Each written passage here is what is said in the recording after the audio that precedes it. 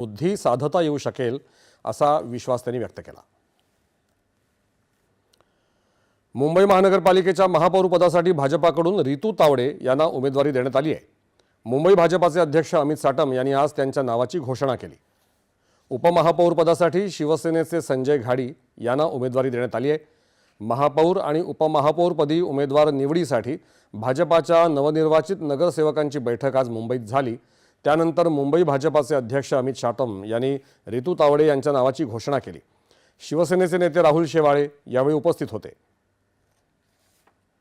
आज साधारणतः 44 वर्षानंतर भारतीय जनता पार्टीचा महापौर हा मुंबई शहरामध्ये मुंबईच्या महानगरपालिकेमध्ये विराजमान होणार असून येणाऱ्या काळामध्ये मुंबई महानगरपालिकेला भ्रष्टाचार विरहित प्रशासन देण्याच्या हेतूने मुंबई शहराचा विकास आणि प्रगती घडवण्याच्या दृष्टिकोनातून आणि मुंबई शहराची सुरक्षितता अबाधित ठेवण्याच्या दृष्टिकोनातून मुंबईच्या महापौर या कार्यरत असतील।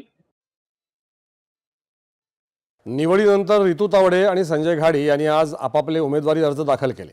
रितू तावडे घाटकोपरच्या प्रभाग क्रमांक 132 मधून निवडून आले आहेत, तर संजय घाडी मागाठाणेच्या प्रभाग क्रमांक 5 मधून निवडून आले आहेत। शिवसेना उद्धव बाळासाहेब ठाकरे पक्षाने ही निवडणूक न लढवण्याचा निर्णय घेतल्याने रितू तावडे आणि संजय घाडी यांची बिनविरोध निवड होणे जवळपास निश्चित आहे। या निवडीबद्दल रितू तावडे यांनी पक्षाचे आभार मानले आहेत।